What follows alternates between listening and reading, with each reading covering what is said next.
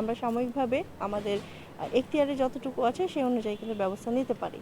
এখন পাবলিক যদি মনে করে যে না আমি আইন পুনরায় অমান্য করব, আমাদেরও কিছু সীমাবদ্ধতা আছে। একটা জায়গায় মোবাইল কোর্ট করে যাওয়ার পরে আবার সেখানে ব্যাক করতে কিন্তু আমাদের একটা সার্টেন টাইম লাগে। ওই টাইমের মধ্যে কিছু অসাধু লোক হয়তো এই সুবিধাটা নেওয়ার চেষ্টা করে। তো আমরা অনুরোধ করব যে বাড়িটা আপনারা নিজেরাই থাকবেন, তো আইন মান্য করে করুন, তাহলে এটা আপনাদের জন্যও ভালো, আমাদের সবার জন্যই ভালো। এখন পর্যন্ত আমরা এই এলাকায় ৬টা আন্ডার কনস্ট্রাকশন বিল্ডিং পেলাম, সবগুলি অনেক বড় বড় ছিল। তার মধ্যে ৫টার মিটার জব্দ করা হয়েছে। আর একটাতে পেয়েছিলাম ওনারা রাস্তাতে অনেকখানি অংশ দখল করে নিয়েছিলেন বাউন্ডারি করে, তো সেটার গেট বিম এবং পিলারগুলি আমরা ভেঙে রাস্তাটা উন্মুক্ত করে দিয়েছি। আর বাকি অংশ তারা নিজ দায়িত্বে অপসারণ করবেন বলেছেন। আর আর বাকি যে বিল্ডিংগুলি ছিল সবগুলিতেই একই ওই সমস্যা, যে পিলারটা হয়তো জায়গা মতো আছে কিন্তু উপরে এক্সটেনশন করে জায়গাটা বেশি নিয়ে নেওয়া হয়েছে। মোবাইল করতে আসলে কোনো স্থায়ী সমাধান না। আমরা যখন কোনো কিছু আমাদের আমলে আমাদের চোখে পড়ে যে এখানে কোনো ডেভিয়েশন আছে বা কোনো ধরনের আইনের ব্যত্যয় হচ্ছে, আমরা সাময়িকভাবে আমাদের এখতিয়ারে যতটুকু আছে সেই অনুযায়ী কিন্তু ব্যবস্থা নিতে পারি। এখন পাবলিক যদি মনে করে যে না আমি আইন পুনরায় অমান্য করব, আমাদেরও কিছু সীমাবদ্ধতা আছে। একটা জায়গায় মোবাইল কোর্ট করে যাওয়ার পরে আবার সেখানে ব্যাক করতে কিন্তু আমাদের একটা সার্টেন টাইম লাগে। ওই টাইমের মধ্যে কিছু অসাধু লোক হয়তো এই সুবিধাটা নেওয়ার চেষ্টা করে। আমরা অনুরোধ করব যে বাড়িটা আপনারা নিজেরাই থাকবেন, তো আইন মান্য করে করুন, তাহলে এটা আপনাদের জন্যও ভালো, আমাদের সবার জন্যই ভালো।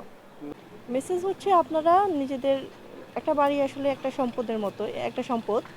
এবং মানুষজন নিজে থাকার জন্য সারা জীবনের সঞ্চয় দিয়ে লোন করে অনেক কষ্ট করে অনেক স্বপ্ন নিয়ে একটা বাড়ি করে নিজে থাকার জন্য, বা একটা বিনিয়োগ হিসেবেই সেটাকে ধরা হয়।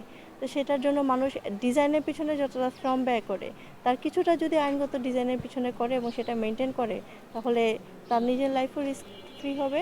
আমরাও কিন্তু সেদিক থেকে মানে একটা প্ল্যান স্টেডি করতে পারবো। নতুন ইমারত নির্মাণ বিধিমালা যেটা আছে 2025, এখানে বলা আছে যে এখন যারা নতুন প্ল্যান নিচ্ছে তাদের সাথে কারিগরি ব্যক্তির চুক্তি করেছে এইভাবে অঙ্গীকারনামা দিতে হবে এক, আর তারা আমাদের সাথে কানেক্টেড থাকে এবং অঙ্গীকারনামায় উল্লেখ করে তারা ডেভিয়েশন করে বিল্ডিং করবে না। যদি ডেভিয়েশন করে বিল্ডিং করে তার জন্য ইঞ্জিনিয়ার, সহ ইঞ্জিনিয়ার, স্থপতি তারা দায়ী থাকবেন। ঠিক আছে। আর অলরেডি আমি গতকালকে আমাদের ইসিপিএস সফটওয়্যার দেখেছি, এখন যারা সাসপেন্ডেড আর্কিটেক্ট বা ইঞ্জিনিয়ার আছে তাদেরকে এখন অনলাইনে দেখা যাচ্ছে কে সাসপেন্ডেড, অর্থাৎ উনি আর নকশার ডিজাইন করতে পারবে না। তো একজন মানুষের যদি ডিজাইন অফ করে দেওয়া হয় তাহলে কিন্তু মানে তার ইনকাম বন্ধ হয়ে যায়। তো সবার প্রতি আমাদের মানে রিকোয়েস্ট যে আপনারা নকশা অনুযায়ী ভবন নির্মাণ করেন।